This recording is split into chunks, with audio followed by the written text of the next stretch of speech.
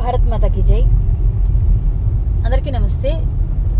ప్రకాష్ రాజ్ గారు చాలా దారుణంగా రామాయణాన్ని కించపరుస్తూ వ్యాఖ్యానం చేశారు. అయ్యా ప్రకాష్ రాజ్ గారు, మీరు మీ తల్లిగారు ఏదైతే ప్రాక్టీస్ చేశారో క్రిస్టియానిటీ, దాని ప్రకారంగా మీరు ఆవిడ అంత్యక్రియలు జరిపించాలి, ఆవిడ కోరుకున్నది చేయాలి అన్నారు.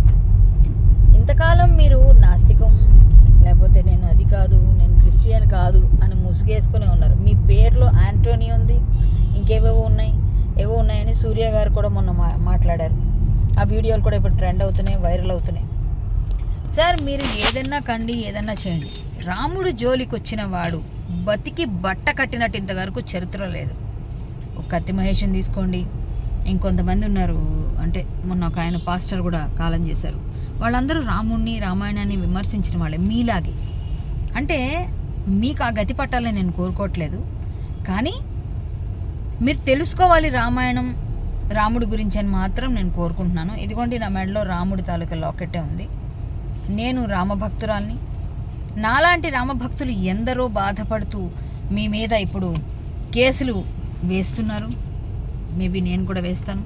సో అందరూ కూడా మీ గురించి చాలా గట్టిగా మాట్లాడుతున్నారు. రామభక్తులు అందరూ కూడా, అంటే చాలా చెప్పకూడదు అనకూడదు, కానీ పోయే కాలం వచ్చిందా, ఇలాంటివన్నీ చేస్తున్నాడు, ఇలాంటి మనిషి ఏంటి, ఇప్పుడు ఇతనికి బుద్ధి రాదా, మనిషి పెరిగితే కాదు ఎద్దులా పెరిగిపోయాడు, కనీసం బుద్ధి లేదా అన్నట్టుగా అందరూ మిమ్మల్ని తిడుతూ ట్రోలింగ్ చేస్తుంటే చూసి పోస్టులన్నీ కూడా నాకే బాధగా ఉంది. ఎందుకంటే నేను కూడా మీ ఇండస్ట్రీకి సంబంధించిందని మీరు నాకు తెలుసు. పర్సనల్గా మనం మా అసోసియేషన్ ఎలక్షన్స్లో కలిసి పార్టిసిపేట్ చేసాం. సార్, రామాయణాన్ని, రాముణ్ణి తప్ప ఆడిపోసుకొని ఇవన్నీ మాట్లాడి హిందువుల్ని ఏదోటి అంటే తప్ప మీకు పూట గడవదా? లేకపోతే మీకు ఏం పని పాట లేదా? ఏదైనా సరే నేను సెన్సేషన్ అవ్వాలని చెప్పేసి మాట్లాడుతూ ఉంటారా? దీనికి మీరు మూల్యం చెల్లించక తప్పదు. ఎవరు వదిలినా నేనైతే వదలను. రామభక్తులు ఇంకా చాలా గట్టిగా ఉన్నారు. మీరు ఎక్కడైతే చాలా తప్పులు చేశారు చెన్నైలో, ఎవరెవరో ప్రొడ్యూసర్స్ దగ్గర ఏవో చాలామంది చాలా కథలుగా చెప్తున్నారు. జోబుల్లోంచి ఏవో కొట్టేసి పారిపోయి వెళ్ళారు, చాలా చేశారు మీరు అని. అవన్నీ నేను ఫ్యూచర్లో అన్నీ తెలుసుకున్నాక మాట్లాడతా. తెలియనప్పుడు ఎందుకు, ఇప్పుడు మనం దాని గురించి పక్కన పెడదాం. ఒక నిమిషం.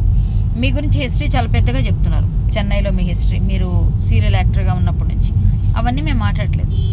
మీరు రామాయణం గురించి వచ్చారు కాబట్టి మేము మీ గురించి ఎంక్వైరీ మొదలు పెట్టాం. ఖచ్చితంగా మీ తవ్వుతాం. ఇప్పటి వరకు ఉన్నది కాకుండా ఏమేమి చేశారు, ఎలా ఉంది మీ లైఫ్ కూడా మేము చాలా మాకు అందరికీ తెలుసు. అవన్నీ మాకు అనవసరం.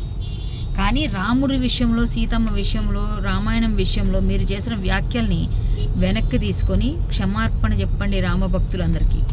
లేకపోతే మాత్రం ఖబర్దార్ అంటాం. ఖచ్చితంగా మేము చేయాల్సింది చేసి తీరతాం. రాముడితో పెట్టుకున్న వాళ్ళందరూ కూడా తొందరగా వాళ్ళ పూర్వీకులను చేరుకుంటూ ఉన్నారు.